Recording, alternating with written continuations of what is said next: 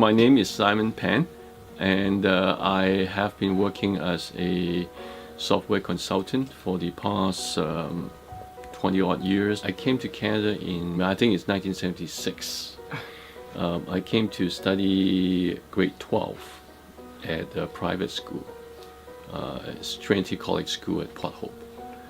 And then went to Queen's for my undergraduate study in engineering, and then I did my graduate school there as well. After graduate school, I actually did two things together. Is that I got married, and at the same time found a job at IBM. So that's when I moved to Toronto. That was in 1987 or 86, I think. So we moved to, she quit her job and we moved to Kingston together for 8 months or so, while I was finishing my thesis. And then I found a job and we moved back to Toronto.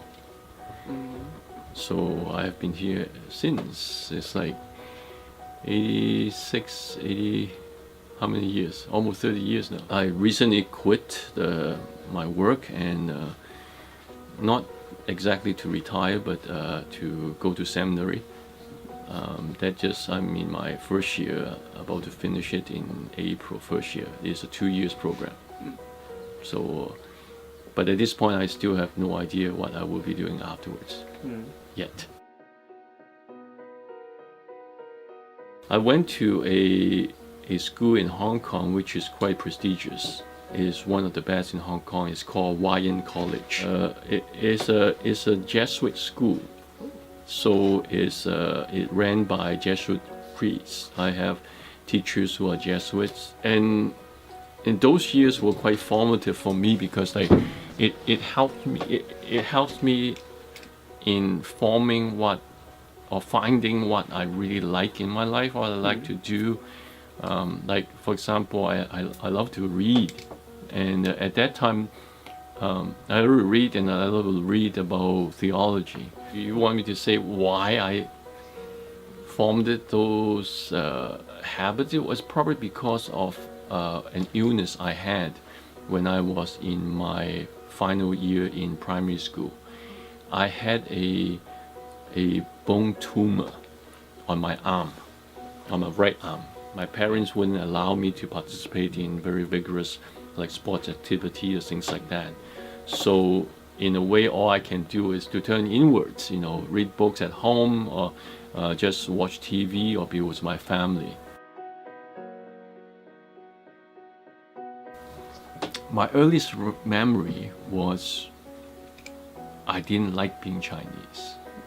The reason why was because China at that time was communist in the early 60s to the mid 70s.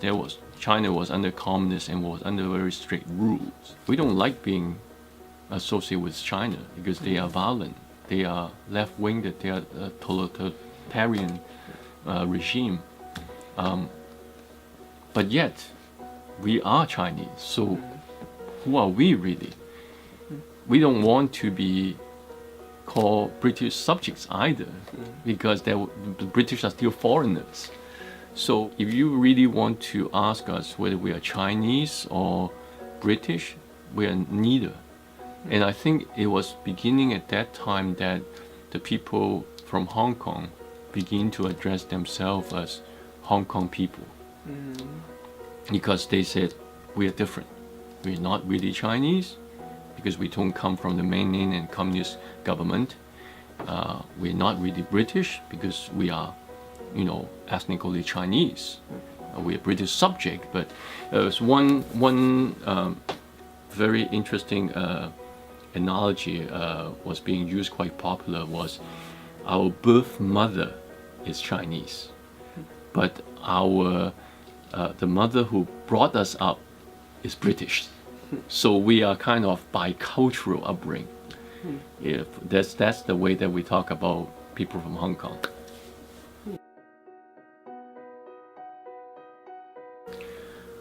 Now I I had similar struggle now, which actually is quite interesting. When I was watching the Beijing Olympics, and I would cheer for both China and Canada. So if you ask me a question whether I am Chinese or Canadian, I have to say that I'm Chinese Canadian. That's as much as I can say, because like I'm not really Canadian. I don't have a cottage to go to on weekend, like some of my friends. Honestly, one time I have a friend, and we were joking, and we always laugh ourselves to death. I told her, I don't consider myself very Chinese because I don't eat rice every day. And she just like flipped. Is that, what do you mean by you not eat rice every day? I mean, that's not really Chinese, isn't it? And I think that's the perspective that I think is different. Is what I consider myself as not being very Chinese, to the Caucasian is very Chinese. So how can I say that I am Canadian? I'm not, obviously, not the usual one. But I'm not Chinese either, because those who are quote unquote fresh off the boat, they look at me like a foreigner. I want to show that I think it makes a point that when we were talking about identity last week, it wasn't that much of a cultural identity. Because I think, you look at this picture and you can see that it looks like if you put some color back on, it could work today as any middle class family, right? With one kid, everybody's happy at the Christmas party. You can see this is not what you can see as a traditional Chinese family. My dad knew both English and French. He actually went to a French university in Shanghai. So he was Western educated, and so was my mom. My mom went to a teacher's college. So that was their time. And so both my parents were not traditional Chinese. Thinking maybe, but they are westernized already. They were westernized already. So it wasn't that much when I moved to Canada, it wasn't that much moving from one culture to another culture. It was actually moving from one country to another country, looking for more secure development in the future. It actually, it's only that after I came, when they look at me differently, based on my look, instead of what is here, that I start thinking here that am I Chinese? See, when I was in China, it's like when I was in Hong Kong, it doesn't matter. I know that I'm Chinese. I know there are foreigners, Canadians, British, Americans, French, whatever. But they am I. It's very clear. But here, because I'm the minority and they call me Ching, I start wondering why. Because there it seems everybody is okay. Because I think because Hong Kong being a British colony, the foreigners, the majority and the minority, the minority has the power, meaning the foreigners, and so their status become more equal.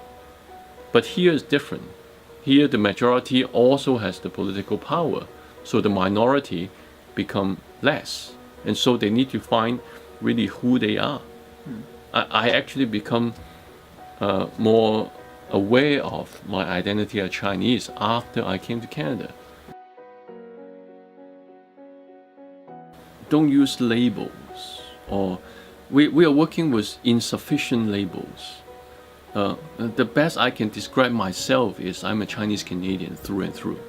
We need to move towards looking at the character of the person as a person, over and against his skin color, background, culture, and so on. And it's not just a Christian thing to do. It is a human thing to do.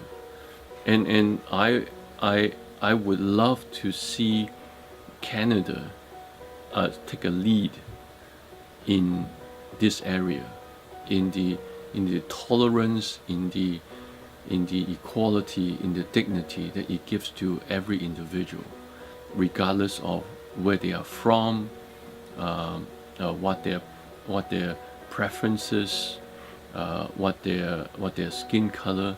And I think I'm optimistic because I think Canada already has a good grounding in this, good base to build on, good foundation to build on. I think it's up to all of us to start looking at each individual as a dignified human being and relate to each other as such.